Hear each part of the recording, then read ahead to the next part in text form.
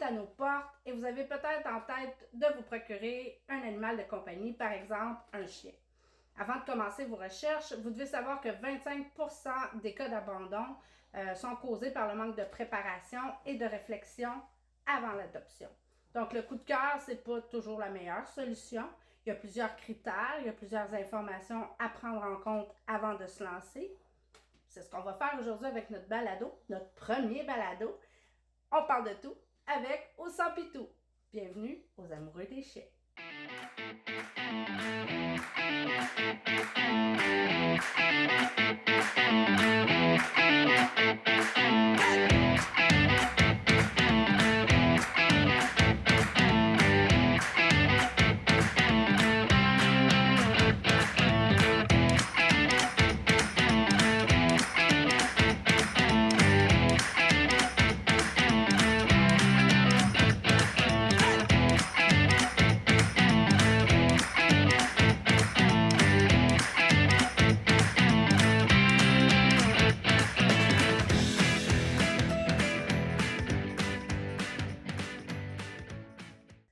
Ceux qui nous suivent depuis un moment connaissent mon invité.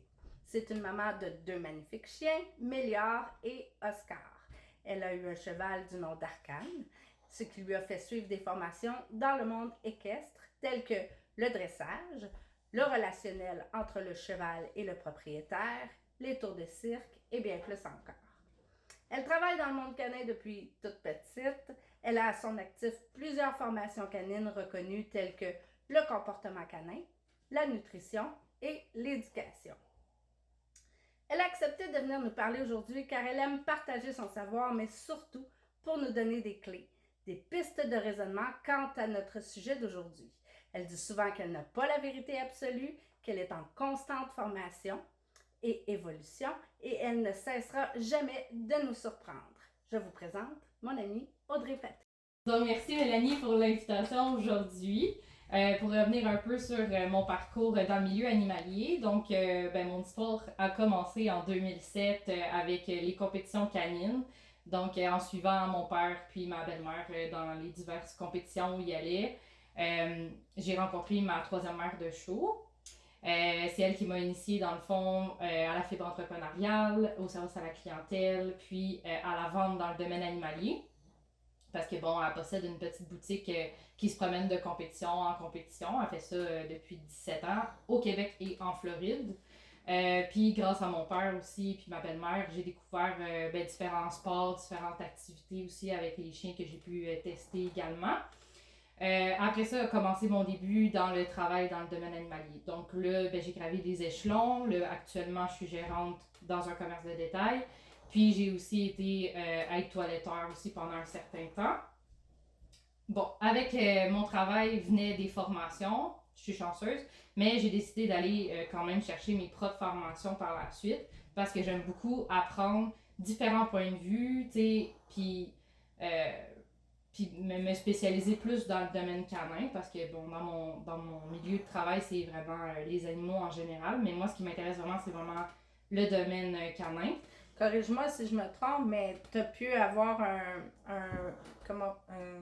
petit peu le début du domaine canin avec ton cheval, dans le fond, dans le domaine équestre. Oui, exactement. Parce que tu me disais que les deux se ressemblaient beaucoup, puis tu étais allé chercher des formations aussi à ce niveau-là. Donc, ça t'a donné un petit, comment on peut dire, un petit cue là, pour aller vers le côté canin, c'est ça?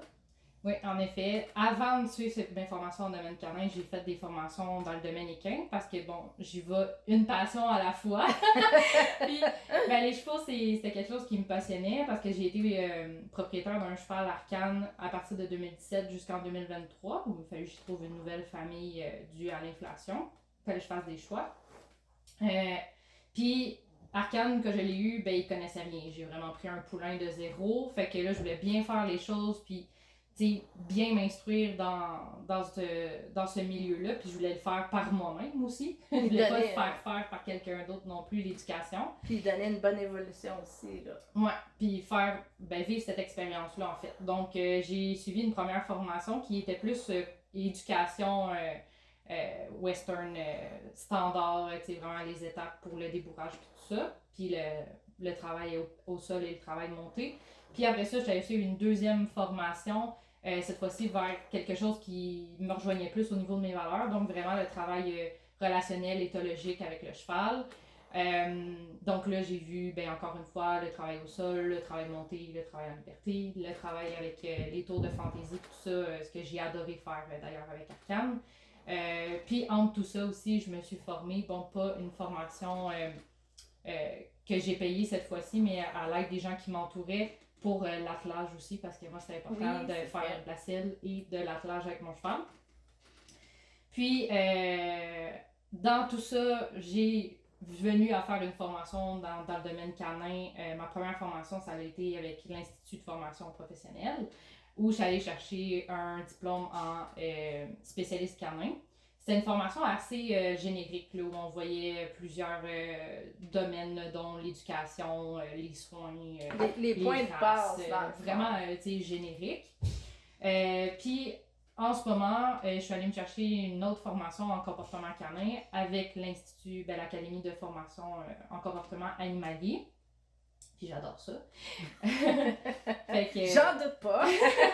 Fait que je suis allée chercher cette formation-là aussi. Puis pourquoi j'ai décidé de me former dans le domaine canin? Oui, bon, il y a le fait que j'ai dû me départir de mon cheval. Donc là, j'ai pu retourner dans le domaine. Parce que, tu sais, à un moment donné, il faut faire des choix sur qu'est-ce qu'on veut se former, une étape à la fois. Là. C'est des coûts et du temps également. Oui, puis c'est beaucoup aussi. C'est beaucoup de matière à retenir. Il faut être sûr d'être capable. Oui, puis exactement. L'appliquer. Ouais. Exactement. Fait que c'est ça, il faut avoir le temps de mettre en pratique ce qu'on apprend. Donc là, je suis allée plus dans le domaine canin pour pouvoir faire au mieux de mes capacités puis toujours m'améliorer avec mes bébés. Donc, Mélior, qui est un Shetland mélangé espagnol-breton de 2 ans, et Oscar, qui est un petit chien chinois à crête de 8 mois. Ils sont tellement cute en plus. Fait que mon but, c'était vraiment de mettre à jour, de toujours me garder à jour sur les nouvelles connaissances, puis de faire au mieux pour mes bébés, pour les bébés des autres aussi en même temps, parce que je suis quelqu'un qui adore partager mes connaissances, puis aider les gens. Fait que voilà, fait que c'est ça. C'est un très beau parcours. Je vais juste vous dire, ça se peut que dans le tournage, vous entendez des petits bruits. Bon, il y a de la vie autour. Puis si vous entendez un espèce de ronflement, c'est Dewey qui est toujours à mes côtés, juste ici, en train de dormir, de ronfler, la langue sortie. Donc si vous entendez un petit... c'est Dewey. Donc, aujourd'hui, on parle de l'adoption. On va rentrer directement dans le vif du sujet. Dis-moi, Audrey, on pense à quoi? La première chose à laquelle il faut penser quand on se dit « Ouais, je veux adopter un chien », soit parce que je m'ennuie, soit pour les enfants, peu importe, à quoi on doit penser? La première étape, c'est de valider notre mode de vie. Donc, est-ce que je vis en appartement ou je vis en maison? Bon, là, c'est assez facile à répondre à ces questions-là, mais tu sais, c'est sûr que ça va aller définir les prochains critères pour le choix de la race, tout dépendamment si on vit dans un 2,5 ou si on a une maison avec cour extérieure. Fait que c'est important quand même de répondre à cette première question-là. La deuxième question, c'est comment de temps j'ai à lui consacrer versus le temps où je vais être absent. Donc, exemple, est-ce que je travaille 10-12 heures par jour ou je travaille à la maison ou je travaille à 8 heures? Puis aussi, pas juste le travail. Donc, est-ce que j'ai d'autres activités de 5 à 7? Oui, est-ce que je vais m'entraîner dans un gym ou je fais des cours d'autres choses qui vont faire que je vais être absent de ce point de vue-là? Aussi, on peut regarder avec notre conjoint. Donc, est-ce que quand moi je m'absente, mais mon conjoint est présent? Ou ça peut aider aussi. Est-ce que je suis du genre à aimer voyager puis je voudrais... moi, je veux partir le plus souvent possible en vacances. Fait que est-ce que je compte l'amener, ce chien-là? Est-ce que je compte le faire garder? Est-ce que j'ai de la famille qui vont vouloir le garder si je suis mal pris? Ou il va falloir que j'aille dans une garderie? Ou Parce que c'est cute au début, sauf qu'à un moment donné, là, oui, tout à coup, on veut voyager, on va aller à telle place. Là, ça commence à être un petit peu plus compliqué. Il faut vraiment penser sur le long terme. Parce que, la longévité du chien, en moyenne, on va dire c'est 15 ans. C'est 15 ans à être responsable d'un être vivant. Donc, c'est comme un enfant. Si on n'est pas là, il va à la garderie. C'est la même chose. Est-ce qu'on est capable de l'emmener ou on veut le faire garder? Fait que voilà, fait que c'est des choses à prendre en considération également. Puis l'autre point, ça serait ben, votre personnalité. Est-ce que vous êtes genre sportif, puis vous voulez faire des activités extérieures avec votre chien? Ou vous êtes plus du genre gamer, à rester tranquille sur le divan, plus sédentaire, on va dire. Donc, ça aussi, il faut en tenir compte. Puis aussi, est-ce que vous avez la patience pour un bébé chien? Oui, parce que c'est de l'énergie, ça. Ou vous êtes peut-être mieux de vous enligner sur une adoption de seconde vie avec un chien plus âgé ou un vieux chien en fin de vie. Oui, mais en même temps, c'est une autre phase. Ça, on va en parler tantôt, mais ça peut être aussi autant d'énergie, pas nécessairement sur la jeunesse, mais l'éducation, mais une réadaptation ou quoi que ce soit. Sur d'autres points. Oui. Mais il faut quand même réfléchir. Est-ce qu'on est prête à avoir un chiot? Est-ce que j'ai l'énergie, le temps et la patience pour l'éduquer, apprendre la propreté? Puis toutes les lettres de la vie. Fait que ça à tenir en compte. Puis, oui. Excuse-moi, les familles aussi. Tu sais, moi, j'en ai entendu, là, on va en prendre soin, on va s'en occuper. J'ai eu des enfants. Puis finalement, après une couple de mois, on n'a plus la même chanson. Fait que là, quand on a des enfants, puis qu'on se fait dire, tu sais, puis on est là, oui, t'es sûr, là, tu vas t'en occuper. Tu sais, pensez au-delà de ça. On le sait très bien qu'à un moment donné, c'est plus nouveau, les enfants s'en occuperont plus. Donc, est-ce que il faut se faire des plans B? Puis il va y avoir des ressources aussi pour aller chercher justement, tu sais, comme on disait tantôt, les vacances ou quoi que ce soit. Il y a des sites Internet, là, on va en parler tout à l'heure, là, mais oui, effectivement. C'est un bon point, la famille, tu sais. Il faut que tous les membres de la famille comptent s'impliquer au niveau du chien, tu sais, pour être sûr que si, mettons, ben, les enfants, finalement, ils s'en occupent moins, mais est-ce que vous, la mère ou le père, vous êtes prêts à prendre en charge cette responsabilité-là? Parce que aussi, tu sais, les enfants, ben, c'est pas tout le monde qui vont rester à la maison, donc, tu sais, est-ce que quand ils vont partir en appartement, ils vont l'emmener ce chien-là? Est-ce qu'il finalement il va rester avec vous? Quand il va aller aux études, peut-être qu'il ne pourra pas nécessairement l'emmener parce qu'il va aller dans une chambre. Une chambre de collégien. Je sais pas comment on dit ça, là, mais. Ben, location, oui, c'est ça. On se comprend, étudiant exactement. Fait que peut-être qu'il ne pourra pas l'emmener. Fait que faut vraiment penser sur le long terme. Donc, tout le long de la vie du chien, qui va s'en occuper, qui assume le rôle et responsabilités. On enlève le cute. Engagement. Ouais, c'est ça. Le cute, là, on le vit, une minute ou deux. On le tasse. Puis là, il faut avoir aussi la vision du moins cute pour être sûr qu'on est capable de supporter ça là, au bout du temps, là, pour 15 ans. Là. Ben, tu sais, c'est prouvé scientifiquement que l'humain est attiré par tout ce qui a des grands yeux ronds, puis tu sais, tout ce qui est. Kawaii! Oui, c'est ça, c'est vraiment mignon. Mais comme tout être vivant, il ne gardera pas cet aspect-là. Ben il va devenir l'adolescent avec les grandes pattes, puis tout. Tu sais, comme. Bref, exactement, on est juste le asperge. Puis après ça, il va devenir plus vieux, tu sais, comme une personne âgée, cataracte, il y a problème à se déplacer, puis tout ça. Donc, il faut penser vraiment qu'il ne restera pas le petit être mignon, ça c'est sûr. Fait que voilà. Donc, est-ce qu'on vit en appartement ou en maison? Quel temps on a à lui consacrer à cet être vivant-là versus le temps où on risque de s'absenter? Qui va prendre en charge l'animal si jamais on part en vacances ou qu'on n'est pas là? Qui va être nos helpers dans notre famille aussi? Donc, est-ce que c'est juste un propriétaire ou le conjoint participe ou les enfants participent? Est-ce qu'ils ont toutes leurs responsabilités? Tu sais, parce que tu peux arriver et vous dire, ben, le matin, c'est Joël qui nourrit les chiens, puis quand vous arrivez de l'école, ben, c'est Maude qui va nourrir, exemple. On peut établir des routines, oui. Ouais, avec des petits tableaux, là, pour, mais avec les enfants, tu sais, il faut continuer à avoir leur intérêt. Fait que, tu sais, comme une fois qu'on passe le QD, comme on dit, ben, il faut que l'intérêt soit là. Donc, probablement, il faut se développer plein de trucs, en tout cas. Puis une fois que ces points-là ont été prédéterminés, donc il reste le point monétaire. Oui, ça c'est important. Exactement. Surtout en ces temps-ci. Oui, avec l'inflation. Donc, tu sais, là, si on rentre étape par étape, donc, premièrement, le coût du chien en tant que tel. Donc, on le sait, un chien s'est rendu à environ 2800$ le chien. À peu près. On est autour C'est de ça. Oh, Mais- race, pas de race, hein? Non, non, non. On est rendu là maintenant, là. Ouais. Fait que, admettons, on met achat du chien, 2800$ approximativement, en commençant. Après, il y a l'achat des équipements, l'achat de la nourriture, l'achat de tout ce qui est soins, le budget pour le vétérinaire, vaccins, stérilisation, etc. Est-ce qu'on va prendre des assurances à ce chien-là? Oui, effectivement. Est-ce qu'on va vouloir suivre des cours de maternelle ou de dressage? Donc ça, c'est à planifier aussi au niveau de l'éducation.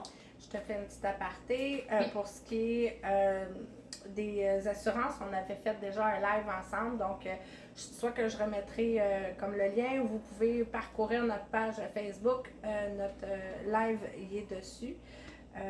Puis aussi, je voulais juste dire, des fois, tu le sais pas, mais c'est comme les humains, tu peux avoir un chien qui a une panoplie d'allergies.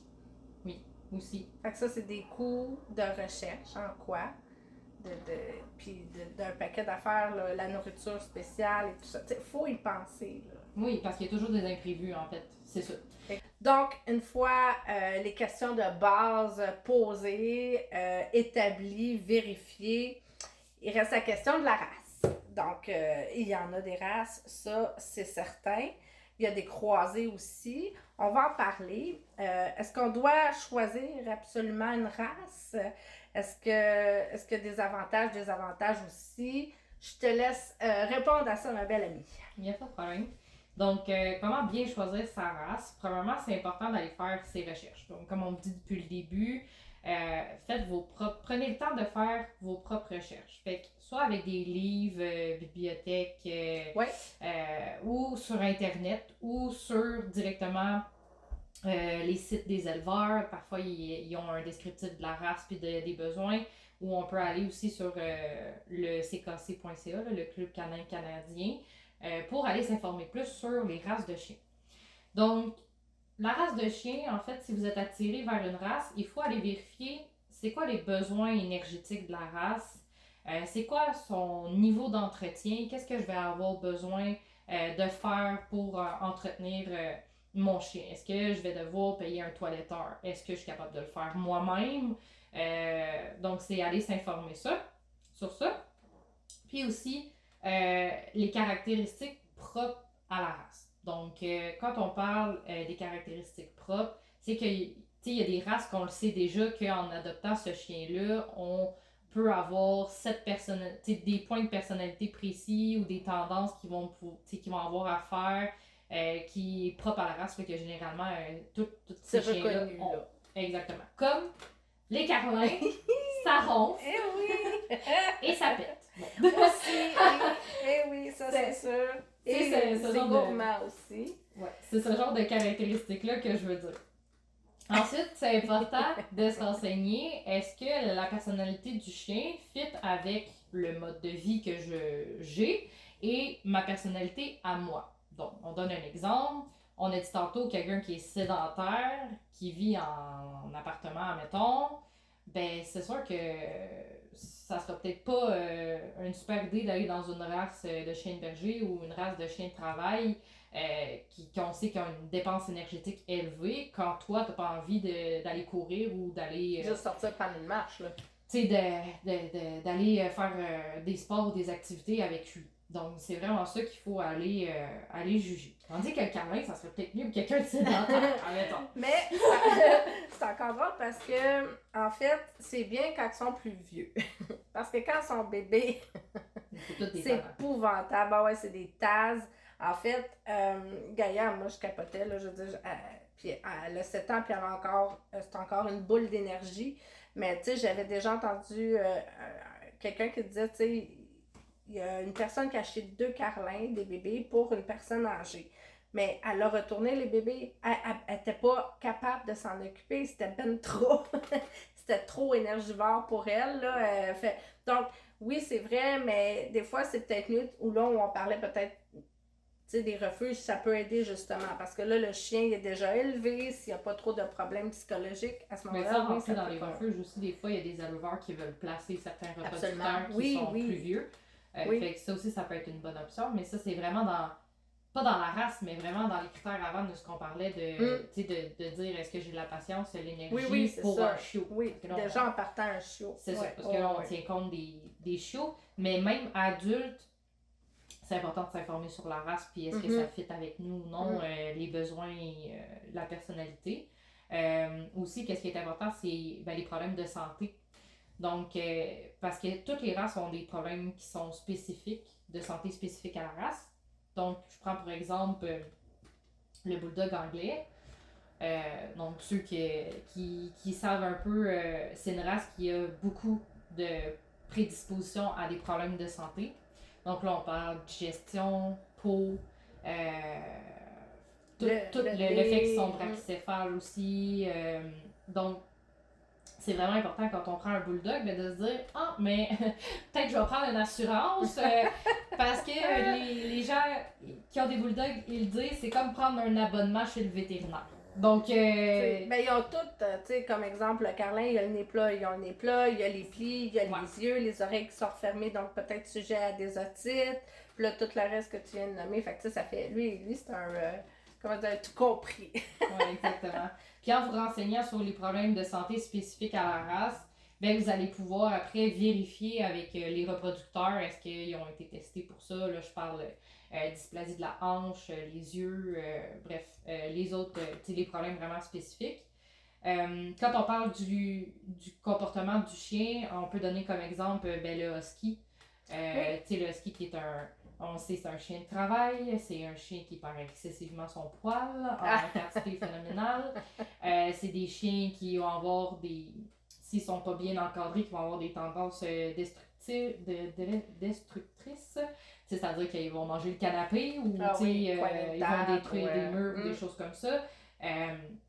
C'est des chiens aussi que c'est dur de garder en enclos parce que c'est des bons grimpeurs, puis des figures et ce genre de choses-là. Ils sont habiles, ils ont des skills. Exactement, de ninja. Donc, tu sais, un husky, encore une fois, pour une personne âgée, ça serait peut-être pas recommandé. On donne un exemple comme ça. Il faut qu'elle soit vraiment, vraiment en forme. Puis si on prend l'exemple du Yorkshire, donc là, on est plus dans le type de chien pour les personnes âgées. Qui dit petit chien dit souvent problème de tact, de dentition, problème de rotule. Donc, il va avoir les yeux aussi. Donc, il va avoir ces problèmes-là à anticiper puis vérifier également. Tous les petits chiens, je fais une autre aparté, en fait, c'est plus difficile au niveau dentaire parce que les dents sont plus petites. Puis ils ont tendance à s'emplier une par-dessus, puis écarter aussi. Donc, c'est plus difficile à aller chercher là, quand on brosse les dents. Moi, je te confirme, le gaillard, j'ai jamais été capable. C'est pour ça qu'il faut que j'aille faire un détartrage. C'est vraiment, c'est minuscule à des petits coins, des petits raccoins. Donc, quand c'est des gros chiens, c'est plus facile. Les dents, évidemment, la gueule est plus grosse, pas qu'il y a plus de dents, mais elles sont plus évidentes. Donc, tout à fait, on y pense pas. Mais oui, il faut. Puis c'est pas juste de donner. C'est vrai que c'est bon là, de donner des gâteries à mâchouiller, là, mais. Le brossage de dents, c'est important pour tous les chiens. Idéalement, il faudrait que ça soit fait à tous les jours, une journée sur 2 maximum. Mais tu sais, quand tu le sais que c'est marqué, mettons que, le Yorkshire, ils ont tendance à avoir des problèmes de dentition, tu fais plus attention à son hygiène buccale. Fait que c'est pour ça que c'est important de se renseigner sur toute la race puis ses prédispositions. Donc, voilà. Par où commencer nos recherches? Donc, juste avant, je parlais là, je vais essayer de le dire comme il faut, le CKC. Dans le fond, le Club Canin Canadien. Non, je suis pas capable. J'arrête pas je sais pas, tout se mélange. Donc, le Club Canin Canadien, CKC.ca. Ou, tu vas pouvoir nous en parler par la suite, là, Association Border Collie, CBCA. Donc, ça, c'est 2 adresses qu'on peut donner là, pour déjà aller voir là, les races des éleveurs puis qui se spécialisent dans ça pour justement aller décortiquer les petits problèmes là, qui pourraient être au niveau des races. Je te laisse continuer, mon ami. Pas de problème. Donc, quand on parlait de où commencer nos recherches, idéalement, il faudrait s'enligner vers des éleveurs qui sont certifiés. Donc, quand on parle de certification, qu'est-ce que ça veut dire? Ça veut dire que les reproducteurs, donc, qui sont enregistrés soit au Club Canin Canadien, comme on a parlé, donc le CKC, Club Canadian Kennel Club là, en anglais. On va l'avoir. Ou auprès de l'Association canadienne des Border Collies, parce que les Border Collies, c'est la seule race qui ne sont pas dans le CCC jusqu'à maintenant. Donc, il faut vérifier sur leur site à eux, bon, c'est quoi les éleveurs qui sont certifiés, qui sont disponibles dans ma région, selon la race que je veux. Puis, comme ça, on est sûr que les deux reproducteurs ou que les reproducteurs sont enregistrés auprès de cette association-là. Généralement, les éleveurs que leurs chiens sont enregistrés dans ces associations-là sont capables de vous fournir une preuve d'enregistrement de leur chien. Puis généralement, ça leur fait plaisir de l'afficher justement, la preuve que leurs chiens sont enregistrés. Fait que bien souvent, vous avez le nom du chien, puis le numéro d'enregistrement ou le numéro d'identification. Puis, il faut que les deux parents soient enregistrés pour que le chiot puisse être enregistré. Donc, si les deux parents ne sont pas enregistrés, mettons au CCC, on prend cet exemple-là, bien, vous n'aurez pas de certificat pour votre chiot d'enregistrement. Pour la certification d'enregistrement du chiot, il y a des conditions à remplir. Fait que je vous invite à aller consulter le site du ckc.ca parce qu'il y a des conditions à remplir pour 2 délais. Donc, soit que vous allez recevoir votre certificat d'enregistrement 6 mois après l'achat de votre chiot, ou ça va être à l'âge de 8 mois, donc quand votre chiot va avoir 8 mois. Donc, vous allez pouvoir aller vous renseigner sur vous, c'est quelle date qui est important que l'éleveur respecte. Puis, si jamais le délai n'est pas respecté, ben, sachez que vous êtes en droit de faire une plainte sur le site du ckc.ca. Parce que c'est un droit, en fait, d'avoir le certificat d'enregistrement de notre chien. Puis tu disais que la plainte, c'était gratuit, en fait. Oui. Il n'y avait pas de problème. Dis-moi, à quoi ça me servirait, moi, d'avoir un certificat? Tu sais, je veux juste un chien. Pourquoi je voudrais avoir un chien qu'un certificat? Tu peux-tu m'éclairer là-dessus? Ben oui. En fait, c'est que c'est pas n'importe qui peut s'inscrire à ces associations-là. Il faut vraiment que tu remplisses des critères donnés. Puis ces critères-là, ça englobe la conformation du chien. Est-ce qu'il respecte les standards de la race au niveau, je dis vite, là, mais mettons la hauteur, le poids, toute la morphologie du chien. Il y a d'autres critères aussi. Est-ce que le chien est sain au niveau psychologique? Ben pas juste oui, psychologique, j'espère là, qu'on reproduit pas des éleveurs des chiens qui sont pas sains mentalement ou qui ont des problèmes d'anxiété ou autre, mais aussi au niveau des tests ADN, tests sanguins, comme les tests de santé qu'on parle le plus spécifiques à la race. Ils vont s'assurer que les reproducteurs, on reproduit une bonne génétique et non pas qu'il y a eu un mélange amené d'une race externe ou pas. Quelque chose qui se glisse, là, qui devrait pas être là. Exactement. Ou si le chien, il n'a pas la grandeur appropriée de standard, il ne pourra pas le reproduire. Ça fait que c'est toutes des choses qui sont surveillées. Fait que on est sûr que le chien qu'on prend, il est pure race de génération en génération. Puis on sait qu'on évite aussi tout ce qui est problème de santé spécifique à la race. Donc, c'est pour ça qu'on privilégie les éleveurs certifiés. Parce qu'il a été testé. Je sais que toi, tu me parlais du test OFA. Peux-tu m'en dire un peu plus là-dessus? Moi, je connaissais pas ça, donc tu m'en parles. Oui. Les éleveurs qui sont généralement certifiés vont parfois mettre soit directement les tests qu'ils ont passés. Donc, admettons, ils vont dire voici le certificat de mon chien comme quoi qui est approuvé au niveau des yeux, au niveau des coudes, des hanches. Ou sinon, il y a l'acronyme que certains éleveurs utilisent qui est le test OFA. Dans le fond, le test OFA, c'est que eux, ils savent déjà c'est quoi les problèmes spécifiques à la race que l'éleveur a et ils vont faire passer tous les tests spécifiques à la race, à cette race-là. Donc, ils vont relever les problématiques justement qui sont plus évidentes dans une certaine race. Puis là, ils vont s'assurer que ces points-là ne ressortent pas. Oui, c'est ça qui peut être risqué. Okay. Fait que quand on a la mention test OFA, on peut être assuré que le chien a eu tous les tests spécifiques à sa race. Donc certifié. Exactement. Parfait. Donc là, on va donner quelques pistes sur c'est quoi un éleveur, Oui. tu sais, un bon éleveur Responsable. versus qu'est-ce qui pourrait être un peu considéré comme des red flags en anglais, donc des points qui pourraient nous mettre une puce à l'oreille que Faut se sauver. serait peut-être mieux de pas encourager cette personne-là. Parfait, on y va. Donc, le premier point, bon, est-ce qu'on fait affaire avec un éleveur qui est certifié, comme on a mentionné, soit membre du CCC ou de l'Association canadienne des Border Collies?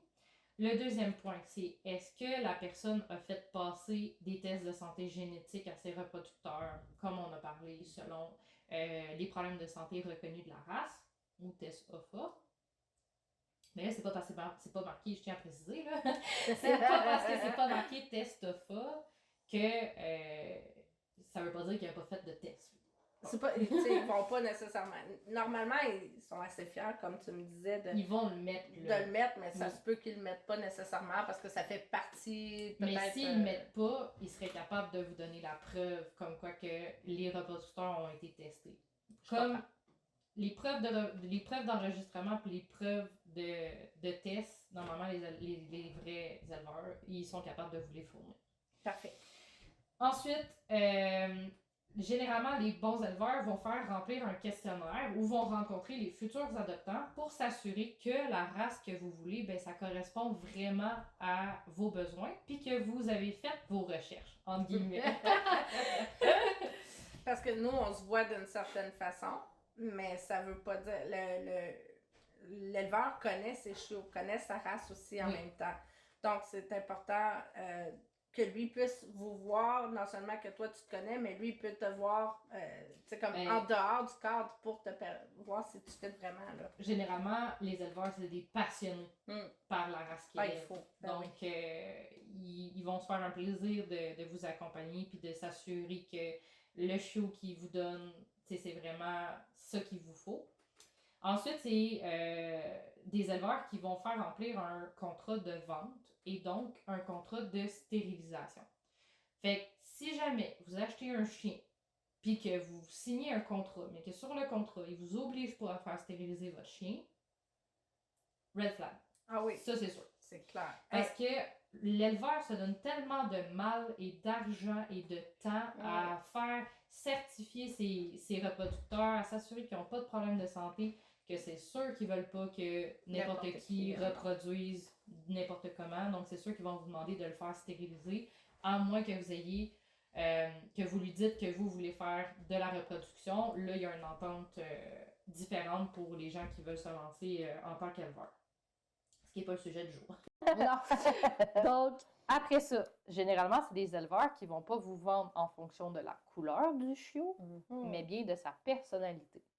Donc, ils vont dire, OK, toi, tu veux faire des sports, donc lequel des chiots de la portée correspondrait plus à ce que tu veux faire avec lui? Ou au contraire, toi, tu aimerais ça un chien plus calme, plus tranquille.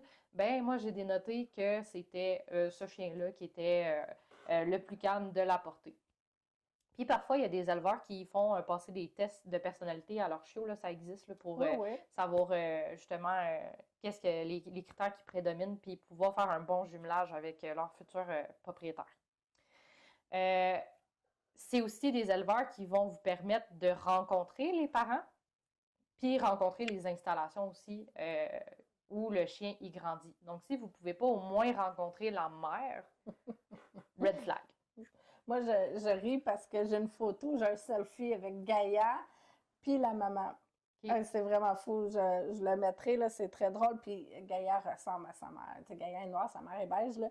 Mais oui, effectivement, tu as raison. Moi, j'ai vu les lieux, je l'ai pris. Puis la maman était là, surveillait, venait voir, tout était correct. Puis tu sais, j'ai pas vu le papa, mais j'ai vu la maman, ça, c'est sûr. Mais tu sais, le papa, normalement, si vous n'êtes pas capable de le rencontrer en personne, il faut au moins qu'il vous montre une photo du papa. Numéro d'enregistrement si jamais le chien est enregistré ou tout ça avec la preuve de ses tests de santé. Mais normalement, vous seriez supposé être capable de rencontrer au moins la maman parce que, tu sais, on sait qu'avec l'insémination, puis des fois, les gens, ils font un couplet à l'étranger aussi. c'est normal que parfois le père, on ne soit pas capable, mais la mère, on devrait être capable. Et on devrait être capable aussi de visiter les lieux. Ouais. Puis c'est super important de vérifier est-ce que le chiot grandit dans une grange ou il est dans un milieu familial. Parce qu'on le sait, un chien qui vit dans une grange, bref, qui passe ses semaines dans la grange, ben c'est loin de l'homme, fait qu'il peut avoir certaines réticences vis-à-vis de l'homme.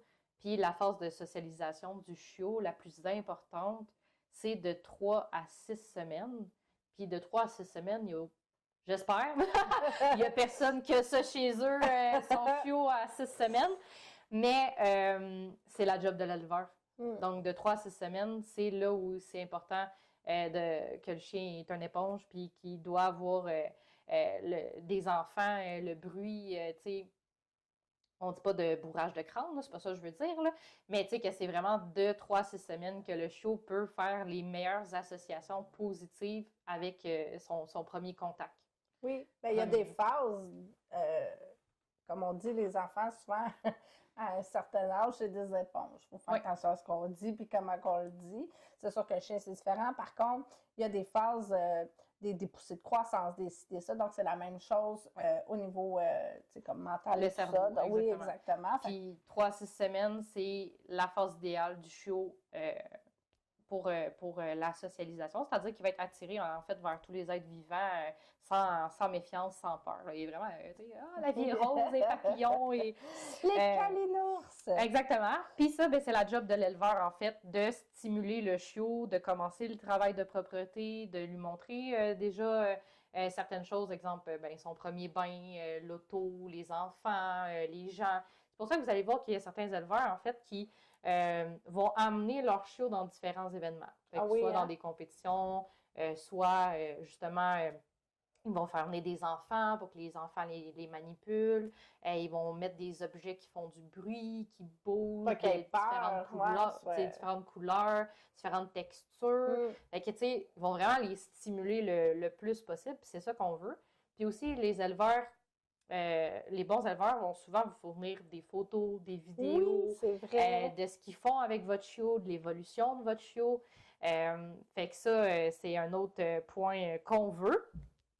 Puis, les bons éleveurs, c'est généralement des éleveurs qui vont se spécifier soit dans une race ou dans 2 races maximum. Parce que, comme on dit, c'est beaucoup de temps, c'est beaucoup d'argent en peu de temps. Tu sais, il faut que tu en fasses beaucoup en peu de semaines avant qu'ils s'en aillent. Donc, d'avoir plusieurs races ou plusieurs portées, parce que si aussi la personne, elle vous dit, j'attends 6 portées, c'est intense. C'est un red flag. Là, c'est intense. S'il y a des problèmes, il faut qu'elle aille partout en même temps. Elle peut perdre le contrôle. Là. Ça n'a pas de sens. Oui, au niveau des problèmes, mais aussi au niveau de l'éducation. Ben oui. Parce que 6 portées fois 5 chiots chacun, ça fait du monde à la messe là, pour stimuler tout le monde correctement, leur faire des bonnes associations à tout le monde correctement. Juste ramasser les besoins de base, ça te prend déjà beaucoup de temps dans une journée. Oui, exactement. Donc, ça aussi, ça peut être un red flag. L'autre point à vérifier, c'est est-ce qu'il fait reproduire ses femelles à toutes les chaleurs? Parce qu'on sait les femelles ont 2 chaleurs par année. Donc, est-ce qu'il fait reproduire 2 fois par année?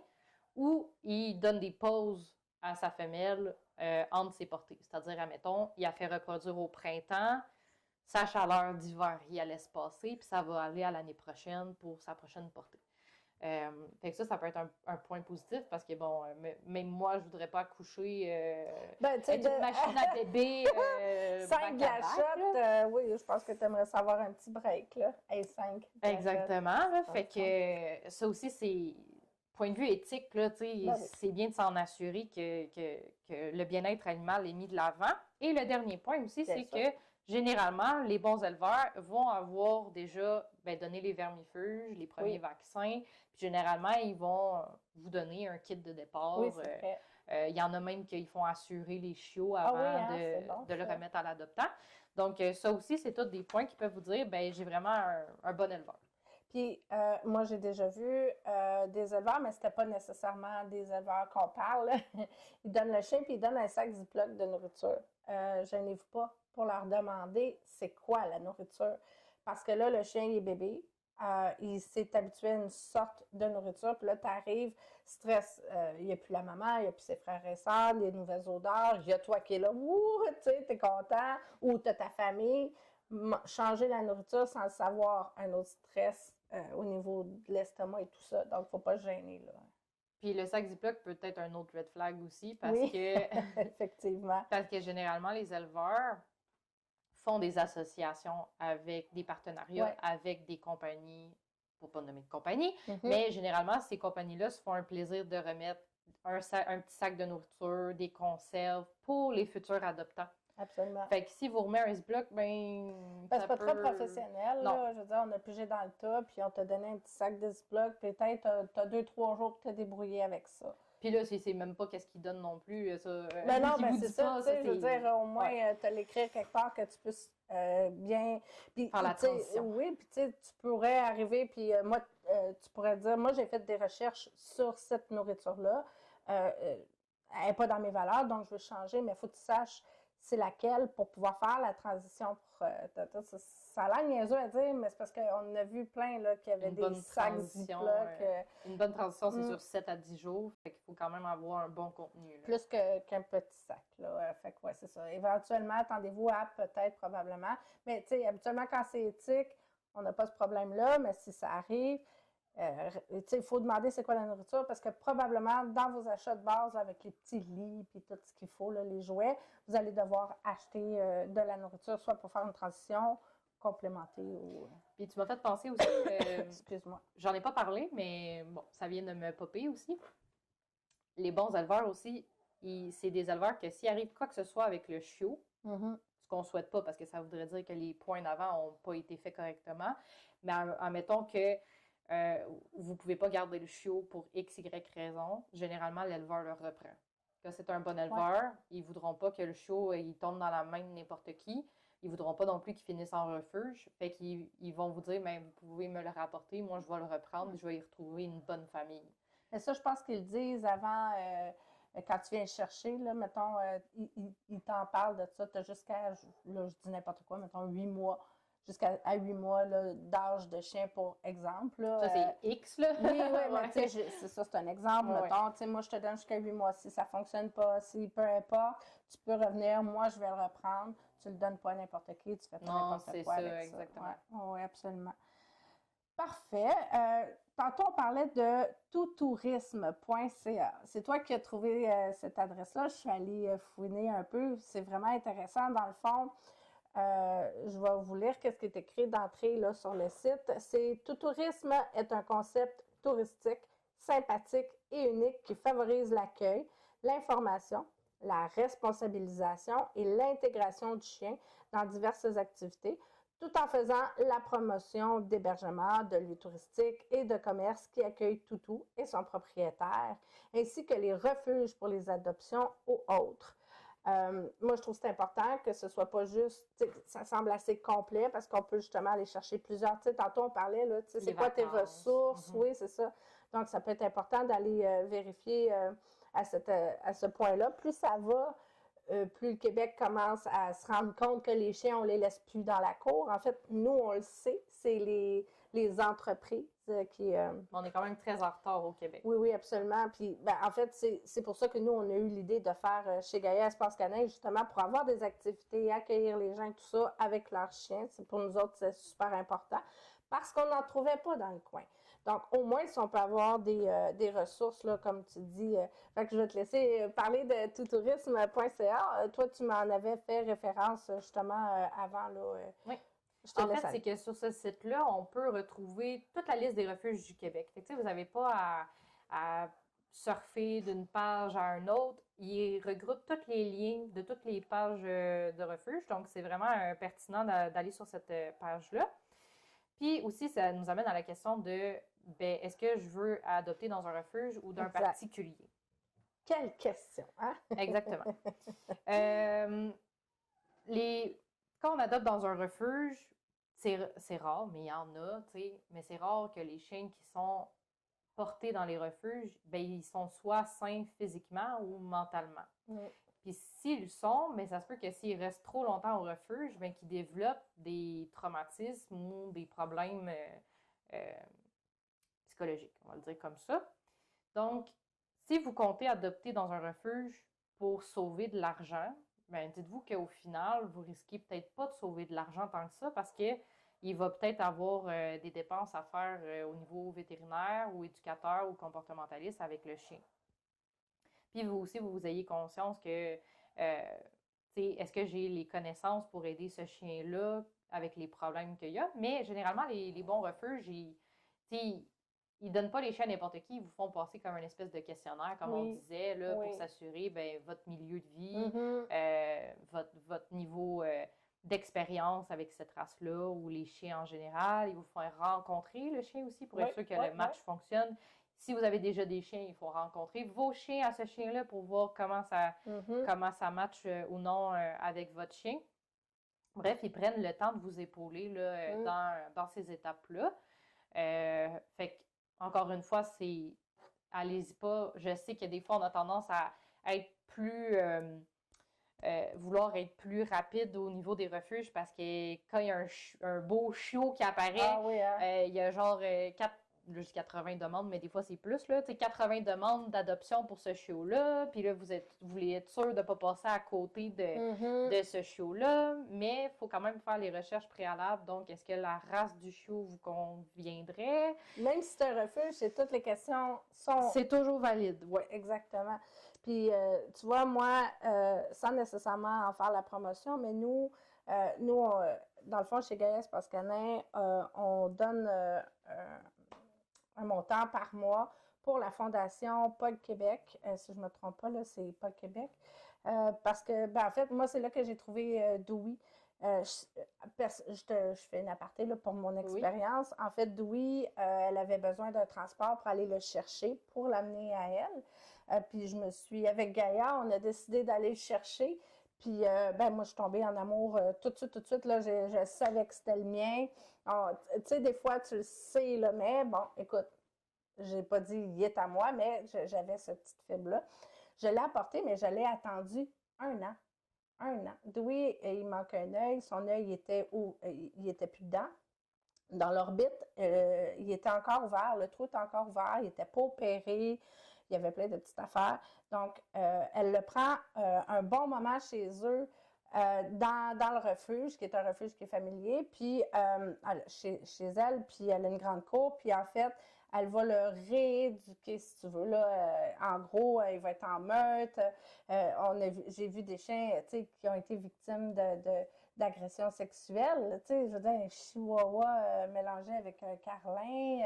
Il y a des histoires vraiment d'horreur aussi. Fait que oui, tu as le cœur sur la main, tu vas arriver puis tu veux l'aider, mais si tu sais d'où il vient, c'est là où, comme tu dis, il faut investir. Parce que toi, même si tu as le cœur gros comme ça, ben, ça te prend une spécialisation. Là, le chien qui a été terrorisé là-dessus. Ou moi, tu sais, oui, il y a des traumatismes. Je ne sais pas d'où ça vient. Ça n'a peut-être pas sorti pendant le refuge. C'est normal, les conditions sont différentes. Mais tu sais, moi, il y a quelqu'un qui vient avec moi. Puis là, ben, il faut que je l'éduque justement parce que, tu sais, je dois investir.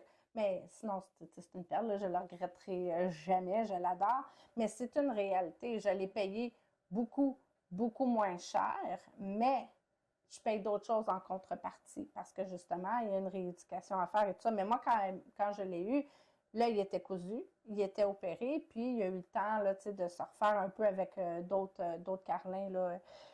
Mais c'est vraiment une réalité, c'est différent. C'est sûr que c'est des investissements du temps et tout ça, mais peut-être dans un autre angle, justement. Donc, on s'en sort pas pareil. Là. Non, puis tu sais, c'est ça. Des fois, on sait pas c'est quoi trop leur background, qu'est-ce qu'ils ont vécu, puis...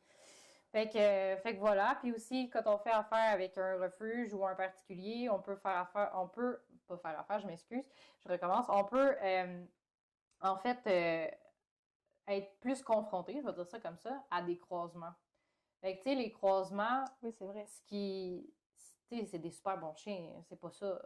C'est juste que ça peut être plus difficile, en fait, de prédire c'est quel quelle race qui va prendre le dessus dans leur personnalité ou Les dans leur... particularités de la race Exactement, qui pourraient ressortir. ressortir, ou c'est quoi les problèmes de santé qui seraient plus à risque, parce que là, il faut prendre 2 races en compte. Donc, 2, t'es gentil. Des fois, il y en a 3. Ouais. Tu sais, des fois, on le sait pas. Oui, aussi. c'est ça. Fait qu'on- On présume. Parce qu'il y a une petite queue roulée, mettons, ou Exactement. Mais là, je viens de penser à ça que il y a toujours les tests Embark. Si jamais ça vous intéresse, Comment c'est EMBARK. On pourra vous mettre le lien. En fait, c'est un test d'ADN que vous pouvez faire vous-même. Prenez un petit peu de salive de votre chien, puis vous l'envoyez en une analyse. Puis ils vont vous dire c'est quoi les races qu'il y a dans l'ADN de vos chiens. Fait que si jamais vous prenez un chien d'un refuge puis vous êtes curieux de savoir c'est quoi la race exactement, il y a toujours ce test-là qui existe. C'est à peu près, je pense, 100 quelques dollars pour le test, mais ça peut valoir la peine. C'est ça. Pour après bien s'enligner au niveau des problèmes de santé ou de l'éducation que le chien va nécessiter, ça peut être vraiment intéressant. Puis aussi parce que on le sait, des fois on dit c'est ça le mix, mais non, c'est pas ça du tout. Pas nécessairement. Voilà. Faut faire attention aussi en parlant des croisements. Tout ce qui est doodle. On va en parler brièvement, mais ne croyez pas que c'est parce que vous prenez un doodle qu'il est automatiquement hypoallergénique. Absolument. C'est vraiment plus complexe que ça. Ça dépend du niveau de croisement des parents. Là, je dis des critères, mais F1, F2, F3, pour aller vraiment augmenter le côté hypoallergénique. Parce que si on prend juste un golden puis un caniche, puis qu'on fait des bébés ensemble, ben les bébés, ils sont première génération. Donc, ça se peut que 1 sur 2 soit hypoallergénique, mais on ne sait pas tout à fait lequel. Parce que c'est 1 sur 2. Parce que c'est moitié golden, moitié caniche. Fait que faites attention, faites vos recherches au niveau de du niveau hypoallergénique des doodles, parce que c'était comme une mode, là, on entendait beaucoup. Moi, j'ai pris un doodle parce que c'est hypoallergénique, mais faites attention, faites vos recherches. Parce que là, c'est. Excuse-moi, je t'interromps, mais. Non, pas de problème. Là, on parle pas juste de. Tu sais, un petit chien, c'est cute ou de quoi, là. C'est une allergie. Donc, si ton enfant est allergique, ou si toi, tu es allergique, ou s'il y a quoi que ce soit, soit tu prends des médicaments, ou il y a un produit qui est H2O, là, on vaporise dans les arbres, puis ça garde les éléments. À un moment donné, c'est tout le temps d'essayer de patcher un problème. Fait que, tu sais, je pense que c'est important. Si c'est vraiment une raison d'allergie, d'aller creuser puis de ne pas croire la voisine Céline qui t'a dit que l'autre personne qu'elle a vue l'autre jour, qu'elle connaît, qui aurait dit que, tu sais, non, soyez sérieux parce que là. Puis, tu sais, quand on disait, moi je le sais, ça fait 20 ans que je fais ça. Bon, allez-y vraiment côté scientifique. Ouais. Donc, allez faire vos recherches. C'est quoi le niveau d'accouplement que vous devez prendre votre bébé pour augmenter vos chances d'avoir un chien un peu plus hypoallergénique. Mais aucun chien est hypoallergénique à 100%. Parce que la majorité des allergènes, c'est la salive. Oui, exactement. Fait ou ce qui se trouve dans le poil. Il se lèche pas le poil nécessairement. Vole, exactement. Ouais. Fait faites vraiment attention, faites vos recherches là-dessus. On ne voudrait pas que vous fassiez passer une petite vite. Non. Puis les croisements, ça n'enlève rien, que c'est des super bons chiens. Ben oui. Ben, tu sais, si je prends mon fait vécu, moi j'ai acheté Méliard, qui est mon épagnol breton mélangé Shetland. Pas d'un refuge, pas d'un particulier nécessairement, mais d'une animalerie. Bon, on le sait, à cette heure, c'est vraiment rendu rare des animaleries qui vendent des chiens, mais ça existe encore. Puis, je l'adore, c'est un super bon chien, mais je sais pas c'était qui ses parents, je les ai jamais vus, je sais pas s'ils ont eu des tests de santé, je ne crois pas. Il pourrait venir d'une usine à chiots, je le saurais pas. Je sais pas qu'est-ce que l'éleveur a fait avec lui, combien de temps qu'il était dans le cubicule avant que je l'adopte. Y a-tu vu sa mère, tu sais, genre? Quand est-ce qu'il a été retiré de sa mère, je le sais pas. Puis, regarde, là, je parle juste de mon expérience, mais c'est un chien qui fait de l'anxiété généralisée. Bref, qui a ses petits défauts, mais je l'adore. Ah, mais c'est tellement un bon chien, mais n'empêche que tu vois qu'il est bloqué parce qu'il y a des... Ben, il y a eu un mauvais départ de vie, donc ça a créé des points par la suite que, Ça va. que j'aurais pu me passer en faisant affaire avec quelqu'un d'autre. Mais on se dit, tu sais, ah, il fait pitié, je vais le sauver, Ouais, là, c'est ça. mais involontairement, on encourage la roue. Ça finit plus. Exactement. Puis, tu sais, comme tu me disais aussi, ça peut partir du moment que le chiot il est dans le ventre de la mère. Si la mère n'est pas bien stressée, comme tu parlais, justement, les usines à chiots, il y en a encore. C'est dégueulasse, là. Eux, ils donnent pas de break à leur chienne, puis ils font n'importe quoi. Mais nous, on est là pour les sauver, fait qu'on achète. Fait que, tu sais, c'est ça, comme tu dis, ça fait la roue, mais ça peut partir comme les humains, là, dans le ventre de la mère. Donc, toi, tu le sais, zéro pin barre, qu'est-ce qui s'est passé depuis? Mais l'anxiété, comme là je parle de milliards, mais l'anxiété, on le sait, c'est héréditaire. Donc, fort probablement que les parents de milliards, la mère, le père ou les deux, peu importe, il y en a un des deux qui avait des problèmes d'anxiété parce que milliard est là. Puis on le sait, il y a le côté héréditaire, mais il y a aussi le côté, comme on disait, postnatal, prénatal. Les conditions dans lesquelles ils sont venus au monde. Exactement, quand il était un tout petit fœtus, il a sûrement été soumis à des stress aussi. Fait que tout ça, ça a un impact sur le bien-être psychologique du chien par après, puis aussi sur son développement, en fait, cérébral. Ouais. Parce que l'anxiété, on sait, ça a un impact aussi sur le développement cérébral du chien. Fait que, tu sais, c'est ça qu'il y a à prendre en considération aussi dans, OK, je veux faire une bonne action, je vais le prendre d'un particulier ou je vais le prendre d'une animalerie, mais bon, je le sais que je risque d'avoir plus de problèmes au niveau de l'éducation ou psychologiquement au niveau du chien. Puis aussi, ben, je le sais pas, moi, Mélior, là, tu sais, je le savais pas quand il était une toute petite boule de poil, si c'est l'épagnol qui allait ressortir ou si c'est le Shetland qui allait ressortir. Et c'est le Shetland. Mais, mais c'est correct. C'est beau en plus. Les Shetland, c'est ma race coup de cœur. Puis, je vais le prendre comme il est, mais, tu sais, je pouvais pas savoir que c'est ça qui allait prédominer. Puis là, tu vois, vu que c'est le Shetland qui a prédominé, mais là, il est plus vocal, très vocal. L'énergie, il y a beaucoup d'énergie. Mais il aime apprendre, puis il y a les bonnes qualités du Shetland aussi. Mais si ça aurait été plus l'épagnol qui aurait prédominé, puis ça prédomine aussi dans certains traits de sa personnalité, on le voit. C'est un sniffer, toujours le nez à terre, se laisse facilement distraire quand il sent une bonne odeur. C'est le meilleur ami à Gaïa. Donc, c'est ça. Fait qu'on voit aussi le côté chasseur dans son instinct. Mais, tu sais, ça rend difficile de savoir qu'est-ce qui va ressortir ou non de l'ADN. Donc, c'est à prendre en considération aussi les deux caractéristiques des deux races. Puis, si vous le prenez d'un particulier, donc là, on parle vraiment monsieur, madame, tout le monde qui aurait décidé d'accoupler son chien puis de vendre des chiots, ben là, c'est sûr que les tests n'ont pas été faits au niveau des problèmes de santé. Vous ne pouvez pas garantir à 100% que la génétique de votre chien, c'est vraiment ce qu'ils disent. Parce que, il y a des gens qui vont jusqu'à mentir. Ça, c'est quoi le chien? Ben, ou faire un peu de déni. Accepter ce que l'autre personne te dit. C'est facile maintenant de faire un bébé avec un chien que tu as déjà, mais question responsabilité, est-ce que c'est une bonne chose à faire? Il y en a qui voient que ça ne dérange pas ou quoi que ce soit, mais quand ça vient au monde, puis que ça te meurt dans les mains parce qu'il y a des problématiques que tu n'as pas vues, que tu ne connais pas, que tu ne sais pas, que tu n'as pas prévues, ben, j'espère que ça sert un peu de leçon, puis tu vas donner un animal comme ça à quelqu'un qui, lui, va tout mettre son énergie dessus, son amour et tout, puis il peut arriver, justement, comme c'est sûr qu'on répète des petits points, mais ça vient tout se toucher, c'est interrelié, là, tout ça. Là. Ouais. Puis, tu sais, le particulier, comme on a dit, dans le domaine animalier,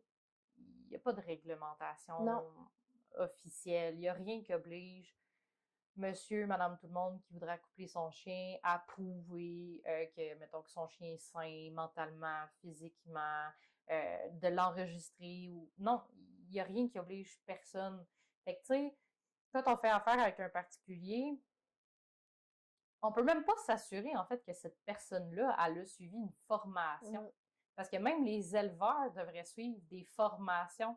Tu sais, comme moi, c'est grâce à mes formations que j'ai pu dire que, ben, les semaines idéales de socialisation, c'est de 3 à 6 semaines. Si j'aurais pas suivi de formation, Tu le saurais pas. ben, j'aurais pas pu dire ça. Si j'aurais pas suivi de formation, j'aurais pas pu dire non plus, tu sais, qu'est-ce qui est important que l'éleveur fasse ou, tu sais,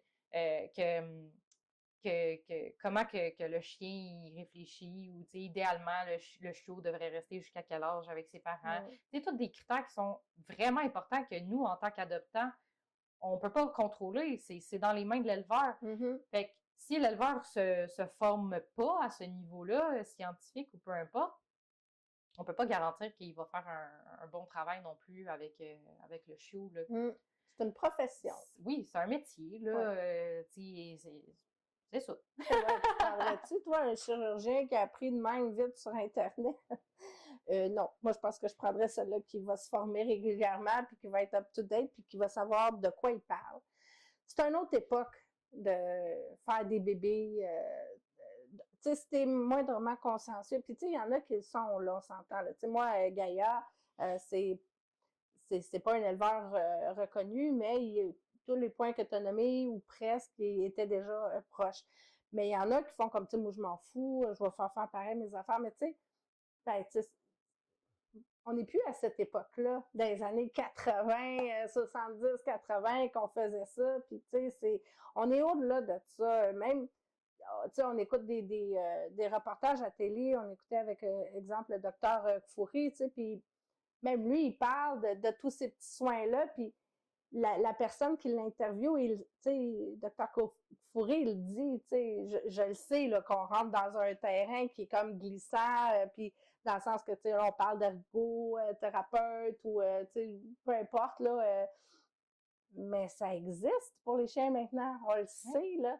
Fait que c'est une réalité. Il y en a qui veulent pas se conformer. Ça veut pas dire que dès que tu as un chien, tu vas chez le dentiste aux 6 mois comme nous autres, là, c'est pas ça. Mais il y a des points de réalité qui sont là maintenant, qui sont appuyés par la science, puis on peut plus vraiment les ignorer parce que là, nos chiens, c'est comme nos enfants maintenant. Fait que, si on veut avoir, comme tu dis, entre un 10 à 15 ans de bonne vie, ben, tu sais, il faut s'assurer justement de leur offrir un bon départ, là. La science, ça évolue, puis même chose pour la médecine pour les humains. Puis, tu sais, si tu veux faire des sports avec ton chien, ben, il faut que tu traites ton chien comme un athlète. C'est-à-dire que peut-être qu'il va falloir que tu payes de l'ostéopathie ou de l'acupuncture ou, tu sais, tu lui donnes des suppléments spécifiques, une nutrition spécifique. Tu sais, fait qu'il y a aussi ça à prendre en considération, mais ça, c'est un autre sujet. Mais vraiment, tout évolue. Fait qu'on le sait que ce qu'on faisait avant, ben, c'est plus d'actualité. Comme ben, les étrangleurs, ben, il y a eu un temps, on passait par ce moyen-là. Ben ouais.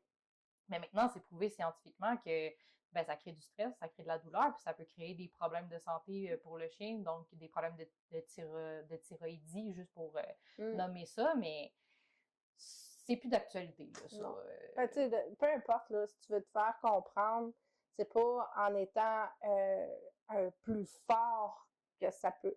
Tu vas faire peur à l'animal. Il va être soumis. Tu veux pas un animal qui est soumis ou qui a peur de toi. Tu veux un animal qui veut te faire plaisir puis qui veut être avec toi. Donc, mais comme on parlait du relationnel. Exactement. C'est important exactement. de prendre en compte leur personnalité et leur relation. Puis les chiens nous parlent, hein, même si c'est pas au niveau verbal, leur langage, on le sait, tu sais, on dit hey, je le connais mon chien, pourquoi? Parce qu'on a vu des points justement. Donc sérieusement, c'est super intéressant. Je pense que c'est des bonnes pistes qu'on peut apporter pour l'adoption. Ça peut être stressant là, de dire oh mon Dieu, là j'ai une liste, là, faut faire ça, faut faire. Tu sais, prenez votre temps. Justement, c'est pas une décision qui se prend comme ça. Oui, quelqu'un qui tag sur Internet parce que il a vu que quelqu'un cherche un chien.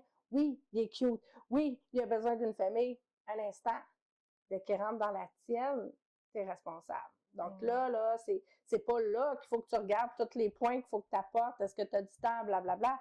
C'est avant de l'accepter. Donc, c'est vraiment, nous, là, on vous juge pas, là. On parle, on donne notre avis, mais, tu sais, je veux dire, on n'a pas encore acheté d'éleveur officiel. Tu sais, moi, oui, je l'ai acheté d'un refuge. Gaïa, j'ai acheté d'un éleveur.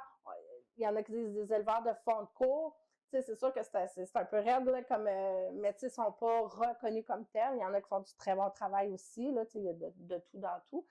En Mais, fait, notre objectif à nous, c'est de vous donner des outils, de vous donner des connaissances, puis on est toutes là pour s'améliorer ensemble, exact. à faire au mieux à l'avenir, au meilleur de nos connaissances actuelles. Puis, on va vous mettre aussi tous les liens qu'on a parlé dans le balado. On va vous mettre aussi un lien pour un regroupement, en fait, québécois d'intervenants en éducation canin. Donc, eux, dans cette association-là, vous êtes sûr au moins qu'ils auront des connaissances scientifiques comme on parlait un peu. On va vous mettre ça. Puis, on va vous mettre aussi une association professionnelle des comportementalistes praticiens au Québec également, si jamais vous avez besoin d'un comportementaliste. Fait que tout tourisme aussi. Fait que c'est tous des liens que vous allez pouvoir avoir accès à. Absolument. Puis nous, de toute façon, tout au long de nos balados, on va faire des points, on va revenir sur d'autres, on va toujours mettre des informations. Qu'on parle de toutou ou qu'on parle pas de toutou, on est dans le domaine canin de toute façon. Ça vient toujours les joindre. Donc, c'est sûr qu'on va vous mettre des points, puis ça se peut qu'à un moment donné, on fasse comme « Hey, on vient de se rendre compte, il y a quelqu'un qui nous a écrit, puis il y a ça qui est nouveau, qui vient d'arriver. » Donc, on va toujours vous en parler. Pourquoi? Parce qu'on veut justement que le chien, puis que vous soyez bien. Soyez pas victime de votre coup de cœur, premièrement, parce qu'il y en a qui font comme « Bon, je l'ai, là. C'est bien beau, là, je l'ai, je fais quoi après? » Donc, ce sera pour les prochains sujets. Puis si je peux conclure avec une phrase. Ben oui, absolument. Oubliez jamais que c'est vous qui avez décidé de rentrer le chiot dans votre vie et non pas le chiot qui a choisi de faire partie de votre vie. Absolument. C'est ça, c'est une grande responsabilité. Absolument. Tout à fait d'accord. Ben, merci Audrey d'être venue. Moi, je trouve ça super intéressant. On pourra en parler des heures. C'est sûr que tu vas revenir. T'es vraiment... moi, j'adore discuter avec toi. On va parler de plusieurs sujets. Soyez à l'écoute pour le prochain balado. On va parler des vacances d'été qui s'en viennent. Comment se préparer avec Pitou? Qu'est-ce qu'on peut faire? Je m'en vais en vacances 2 semaines. Je peux pas l'amener. Je le fais-tu garder? Par qui? Comment? J'ai pas personne dans ma famille, j'ai pas d'amis, peu importe. À ce moment-là, on fait quoi? Donc, nous, on a peut-être une solution. On a été approché par une entreprise qui a quelque chose à vous proposer. Donc, on va en parler pour le prochain balado. Je vous mettrai pour le mois de juin. Donc, je vous mettrai des petites pubs rendues là. Merci beaucoup. Lâchez pas de nous suivre, c'est vraiment super le fun qu'est-ce qu'on est en train de créer, on s'améliore à chaque fois. Donc, je vous souhaite une bonne journée et on se dit à la prochaine. Bye bye!